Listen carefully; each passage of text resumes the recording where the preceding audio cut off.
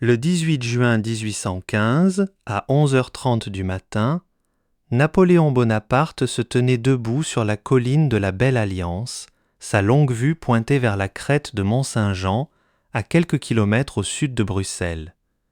Ce qu'il observait n'avait rien d'inquiétant. L'armée britannique du duc de Wellington occupait la crête en face, ses lignes disposées en défense derrière le versant opposé, attendant le choc qui allait venir.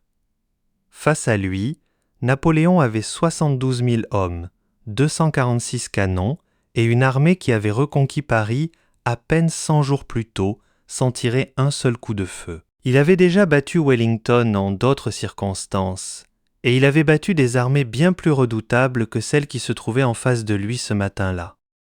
En ce moment précis, rien dans ce paysage de champs gorgés d'eau ne semblait annoncer ce qui allait se produire avant la tombée du soir. Avant minuit, l'Empire français n'existerait plus. Dans cette vidéo, nous allons reconstituer heure par heure la bataille de Waterloo, comment l'homme le plus puissant d'Europe perdit tout en quelques heures, et pourquoi cette défaite, parmi toutes celles de l'histoire, continua de hanter les esprits bien au-delà du champ de bataille lui-même. Si les grandes batailles de l'histoire vous fascinent, abonnez-vous à Dévoileurs d'Histoire pour ne manquer aucune de nos prochaines reconstitutions.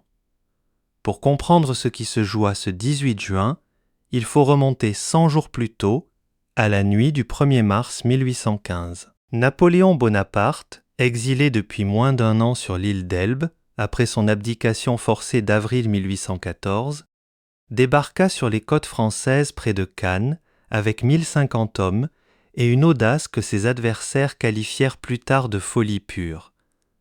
Ce qui suivit ce débarquement devint l'un des moments les plus stupéfiants de toute l'histoire militaire européenne. Les régiments envoyés pour l'arrêter se retournèrent les uns après les autres, leurs soldats rejoignant spontanément l'ancien empereur plutôt que de lever leurs armes contre lui.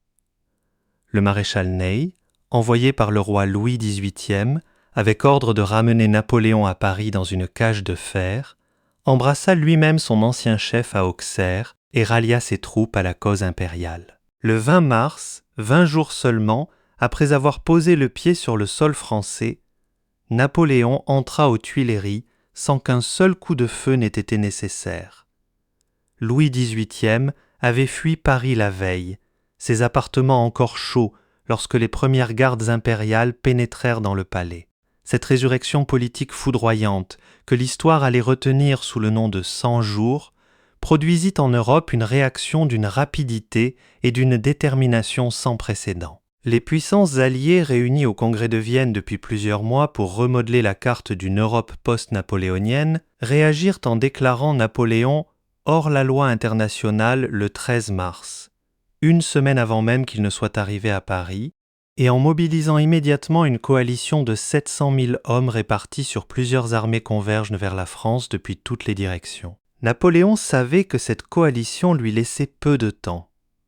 Son seule chance était de frapper les armées alliées séparément avant qu'elles ne puissent se rejoindre et écraser la France sous leur nombre combiné. Les deux armées les plus proches et les plus immédiatement menaçantes étaient celles de Wellington, composées de Britanniques, Hollandais et Belges, stationnés en Belgique, et celle du maréchal prussien Blücher, un vieillard de 72 ans dont la haine personnelle de Napoléon n'avait d'égal que son agressivité sur le champ de bataille. Si Napoléon parvenait à les battre séparément en quelques jours, le choc psychologique pourrait fissurer la coalition et lui permettre de négocier une paix de survie. Si ces deux armées parvenaient à se rejoindre, la supériorité numérique écrasante qui en résulterait rendrait toute résistance vaine. La campagne débuta avec une précision qui rappelait le meilleur Napoléon, celui d'Austerlitz et d'Iéna. Le 16 juin 1815, 2 jours avant Waterloo, les Français infligèrent aux Prussiens une défaite sérieuse à la bataille de Ligny, blessant Blücher lui-même qui fut renversé par son cheval et piétiné par la cavalerie française avant d'être secouru par ses aides de camp. Le vieux maréchal survécut, meurtri mais pas brisé, et prit personnellement la décision de se retirer vers le nord plutôt que vers l'est, se rapprochant de Wellington plutôt que de s'en éloigner, une décision dont Napoléon ne comprit pas immédiatement l'implication stratégique. Le même jour, le maréchal Ney attaquait Wellington à 4 brasses, mais échoua à obtenir une victoire décisive, laissant l'armée britannique intacte et libre de se repositionner. Le 17 juin, Wellington se replia méthodiquement vers la position de Mont-Saint-Jean, qu'il avait repérée plusieurs années auparavant comme idéale pour une bataille défensive, un relief que ses ingénieurs connaissaient et qu'il avait soigneusement étudié dans l'éventualité précise de ce type de confrontation. Ce 17 juin fut également marqué par une pluie diluvienne qui s'abattit sur la région pendant toute la nuit et transforma les champs de la région en un bourbier épais qui allait peser lourdement sur les événements du lendemain. Et c'est précisément cette nuit de pluie et de boue qui contient la première clé pour comprendre pourquoi cette bataille se conclut de la manière dont elle le fit. Restez avec nous, car ce qui se passa dans les heures suivant le lever du soleil du 18 juin explique l'enchaînement d'erreurs et de malchance qui coûta à Napoléon bien plus qu'une simple bataille. À l'aube du 18 juin, Napoléon avait 72 000 hommes contre 68 000 pour Wellington, un avantage numérique léger mais existant, complété par une supériorité en artillerie. Les Prussiens de Blücher, en retraite depuis Ligny, se trouvaient à plusieurs heures de marche vers l'est. Napoléon avait détaché le maréchal Grouchy avec 33 000 hommes et 100 hommes de canon pour les poursuivre et surtout empêcher leur jonction avec Wellington. Cette décision de diviser ses forces face à un adversaire résolu resta l'une des plus débattues de toute la littérature militaire napoléonienne des 2 siècles suivants. Grouchy, général compétente mais pas génial, avait pour ordre de tenir les Prussiens à distance, mais ne reçut jamais les instructions suffisamment précises pour comprendre que la priorité absolue était d'empêcher physiquement Blücher de rejoindre Wellington plutôt que simplement de le suivre à distance respectable. Le deuxième facteur décisif de cette journée fut une décision qui sembla anodine au quartier général impérial, mais dont les conséquences furent considérables. Napoléon, arguant que la terre gorgée d'eau n'était pas encore suffisamment sèche pour permettre à son artillerie lourde de manœuvrer efficacement, retarda le début de l'attaque jusqu'à 11h30 du matin. Cette décision coûta précieusement plusieurs heures de lumière, heures pendant lesquelles les Prussiens de Blücher avançaient inexorablement vers le champ de bataille. Des aides de camp qui connaissaient les routes de la région prévinrent l'état-major que le sol sous les arbres séchait bien plus lentement que dans les champs ouverts et que les canons rencontreraient de toute façon des difficultés, quelle que soit l'heure du déclenchement. Ces observations ne modifièrent pas la décision impériale. Napoléon, ce matin-là, souffrait d'hémorroïdes particulièrement douloureuses, selon plusieurs témoignages de ses chirurgiens personnels, ce qui limitait considérablement sa capacité à monter à cheval pour reconnaître personnellement le terrain, comme il l'avait toujours fait avant ses grandes batailles.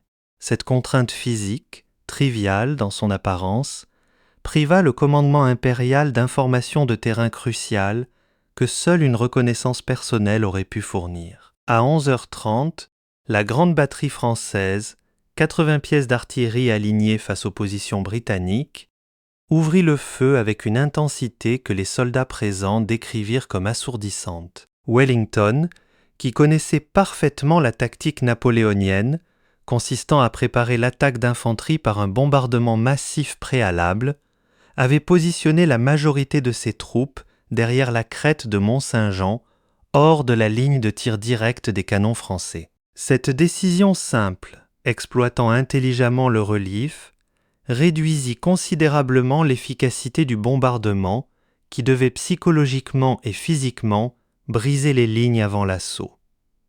L'infanterie britannique, allongée sur le versant arrière de la crête, entendit le tonnerre des canons pendant des heures sans subir les pertes massives que Napoléon anticipait. Lorsque les colonnes d'infanterie françaises commencèrent enfin leur avance, elles trouvèrent en face d'elles des troupes bien moins éprouvées que prévu. Les combats autour de la ferme de Hougoumont, sur le flanc droit des positions britanniques, illustre parfaitement les dérèglements progressifs du plan impérial ce jour-là. Napoléon avait ordonné une attaque de diversion sur ce flanc pour forcer Wellington à affaiblir son centre avant l'assaut principal. Mais la résistance acharnée des gardes britanniques retranchés dans le corps de ferme transforma ce qui devait être une diversion en un engagement massif qui absorba une proportion croissante de forces françaises sans jamais parvenir à faire tomber la position. Les défenseurs, moins de 2000 hommes à l'intérieur des murs et des bâtiments de la ferme, repoussèrent assaut après assaut pendant toute la journée, refermant à plusieurs reprises les portes de bois massives que les Français tentaient de forcer. Un caporal britannique nommé James Graham referma personnellement les portes de la ferme au moment critique, repoussant à lui seul plusieurs soldats français qui avaient pénétré dans la cour, dans un geste qui lui valut après la bataille une pension viagère accordée par Wellington lui-même. Pendant ce temps, sur le centre du champ de bataille, les grandes colonnes d'infanterie française du général d'Erlon lancèrent à 13h30 leur premier assaut massif contre les lignes britanniques. Environ 16 000 hommes avancèrent en formation serrée vers la crête que défendait Wellington. Ce qui se produisit ensuite illustre brutalement la différence entre les tactiques offensives françaises et les tactiques défensives britanniques que Wellington avait perfectionnées pendant des années de combat en Espagne et au Portugal. Lorsque les colonnes françaises atteignirent le sommet de la crête, elles se trouvèrent face à face avec des lignes britanniques déployées en formation mince de 2 rangs, permettant à un maximum de soldats de faire feu simultanément. Les premières volées à bout portant dévastèrent les premières rangées des colonnes françaises, dont la formation en profondeur réduisait le nombre d'hommes capables de riposter à la même densité de feu. Avant que les colonnes ne puissent se réorganiser, la cavalerie lourde britannique du général Uxbridge chargea sur leur flanc gauche exposé, dispersant en quelques minutes une formation qui avait mis plus d'1 heure à s'organiser et à avancer.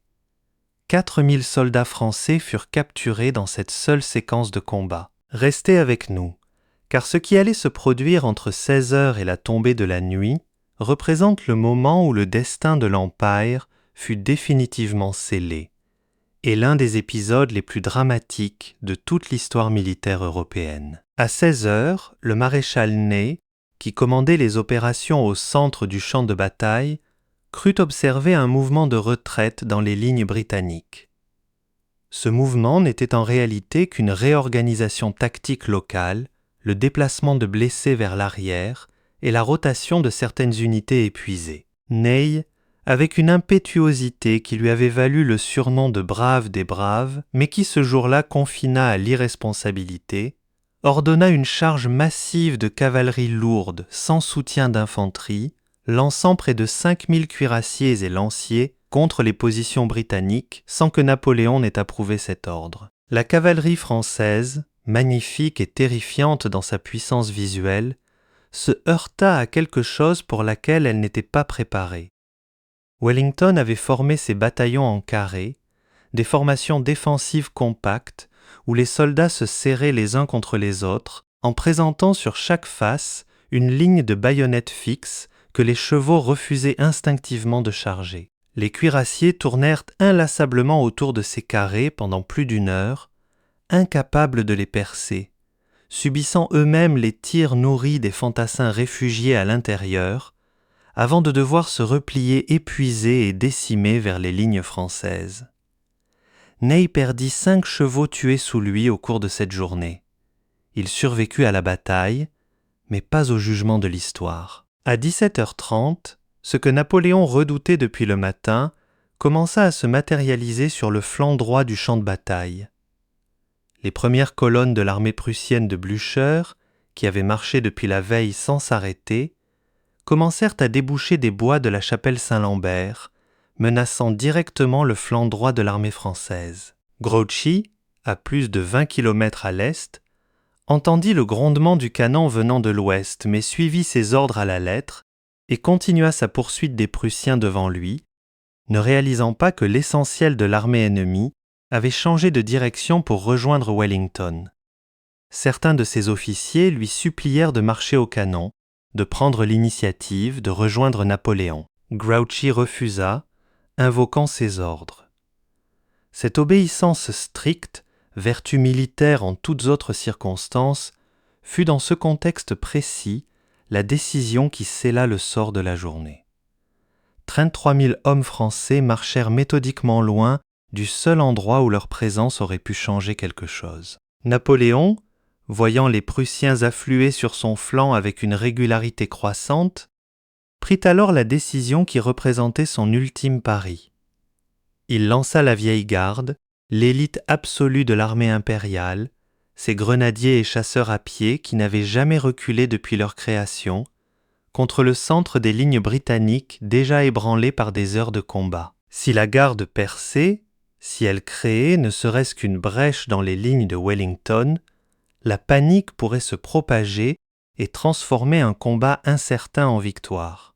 À 19h30, 11 bataillons de la garde impériale, environ 7000 hommes parmi les soldats les plus expérimentés et les plus décorés d'Europe, avancèrent en colonne vers la crête de Mont-Saint-Jean dans un silence que les témoins présents décrivirent comme aussi impressionnant que le bruit des canons. Ce silence venait de la foule de soldats des deux armées qui, un instant, cessèrent de combattre pour observer ce qui se passait.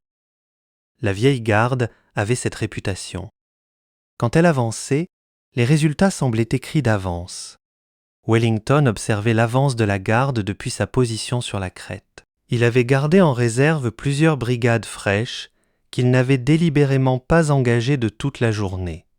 Lorsque les colonnes françaises eurent presque atteint le sommet de la crête, il donna un ordre simple à l'un de ses généraux. « Faites-les se lever et tirer. » Depuis le sol où ils étaient couchés pour se protéger des tirs d'artillerie, plus d'1 millier de fantassins britanniques de la brigade Maitland se relevèrent en une fraction de seconde et lâchèrent une décharge à 20 mètres des premières rangées de la garde. Les lignes de tête s'effondrèrent. Avant que les colonnes puissent absorber le choc et continuer, une nouvelle volée les frappa, puis une autre. La vieille garde, pour la première fois de son existence, hésita. Puis ses hommes commencèrent à reculer. Ce recul fut peut-être la chose la plus terrifiante qu'ait jamais vue l'armée française de Napoléon. Pas parce que le recul lui-même était dévastateur, mais parce qu'il était impossible.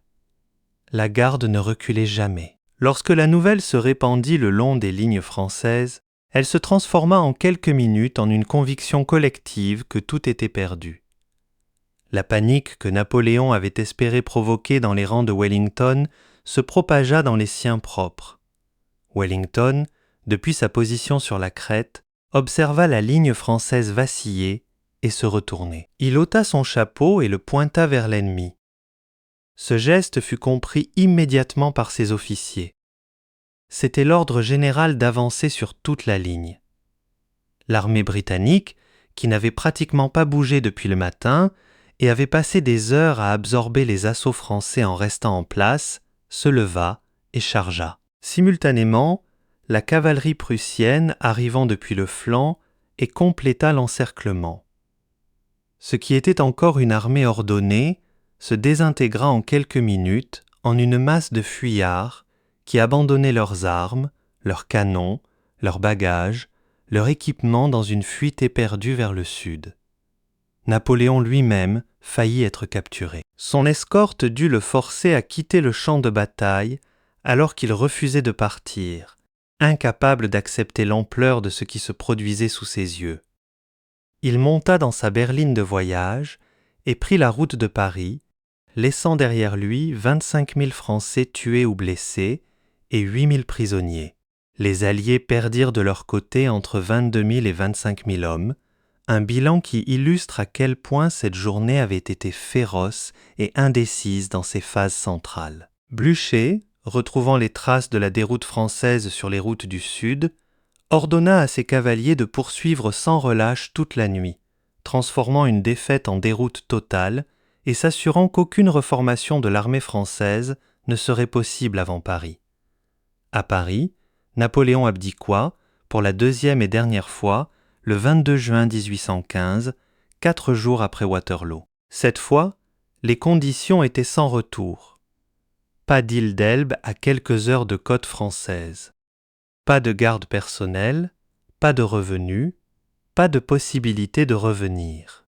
Le gouvernement provisoire, pressé par les Alliés, négocia un exil définitif à Sainte-Hélène, un rocher de l'Atlantique Sud si isolé que ses coordonnées géographiques ne figuraient sur presque aucune carte de navigation de l'époque. À 6000 km de l'Europe, sur un territoire dont la superficie entière ne dépassait pas celle des jardins de Versailles, l'homme qui avait couronné des rois, réorganisé des codes juridiques et redessiné des frontières, passa ses 6 dernières années de vie à dicter ses mémoires, construisant avec une habileté narrative remarquable l'image posthume de lui-même qu'il voulait léguer à l'histoire. Ce que Waterloo révèle, au-delà de la tactique et de la stratégie militaire, c'est la manière dont une série de décisions individuelles prises sous pression, chacune défendable prise isolément, peuvent s'assembler en une chaîne causale dont l'issue finale semble à la fois inévitable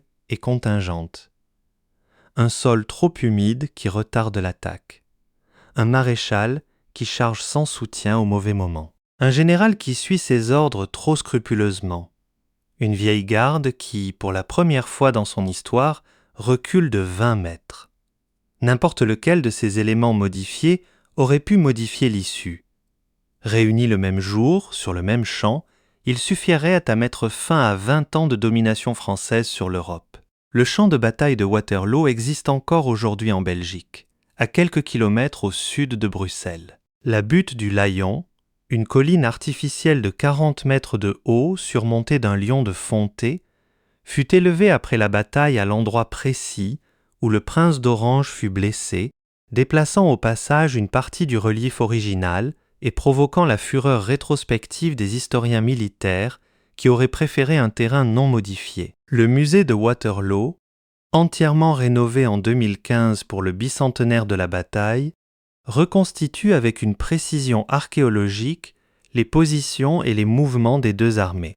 Les fermiers de la région continuent encore aujourd'hui de trouver régulièrement dans leurs champs des boulets de canon, des balles de mousquet et des fragments d'équipements militaires qui remontent à ce jour de juin 1815. Ce qui donne à Waterloo sa place particulière dans la mémoire collective n'est pas tant sa taille. D'autres batailles furent bien plus meurtrières, ni son résultat immédiat, la chute d'un empire étant une conséquence prévisible d'une guerre totale. C'est la question qu'elle ne cesse de poser depuis 2 siècles à quiconque s'y intéresse. Comment l'homme le plus doué de sa génération pour l'art de la guerre perdit-il en quelques heures ce qu'il avait mis 20 ans à construire ?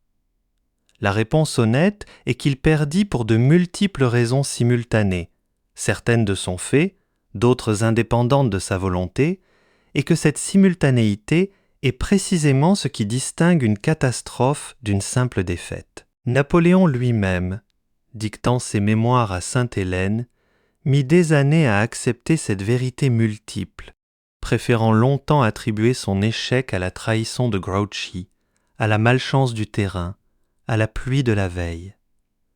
La réalité de Waterloo fut moins dramatique et bien plus humaine. Ce jour-là, tout simplement, Wellington fit moins d'erreurs que lui. Si vous avez aimé cette reconstitution de la bataille de Waterloo, laissez un like et abonnez-vous à Dévoileurs d'Histoire pour soutenir notre travail. Dites-nous en commentaire quelle autre grande bataille de l'histoire vous aimeriez voir reconstituée dans notre prochaine vidéo. Merci beaucoup pour votre attention et à très bientôt.